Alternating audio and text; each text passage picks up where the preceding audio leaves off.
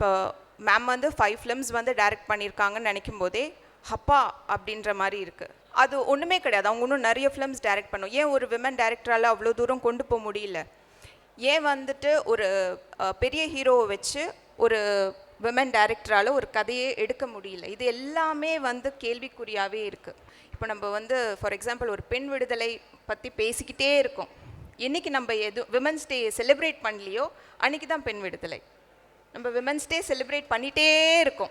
Women's அந்த ஒரு நாள் விமன்ஸ் என்றைக்கு அதை நம்ம மறக்கிறோமோ, என்றைக்கு அதை ஒரு கேஷுவலாக ஒரு நாளாக நம்ம கடந்து போகிறோமோ, அதுதானே பெண் விடுதலை.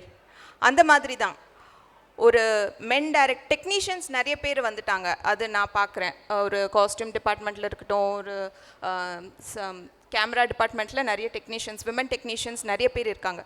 பட் ஒரு பெண் இயக்குனரா அப்படின்னு வர்றது வந்து கொஞ்சம் சிக்கல் இருக்குது. அந்த சிக்கல் எல்லாத்தையும் தகர்த்து எடுக்கிறதுக்கு நம்ம அதை முழு முயற்சியாக சில ஸ்கிரிப்ட்ஸை வந்து நம்ம உள்ளே கொண்டு வரணும். லைக் நம்ம மலையாள இண்டஸ்ட்ரியை நம்ம நிறைய எக்ஸாம்பிளுக்கு எடுத்துக்கலாம்.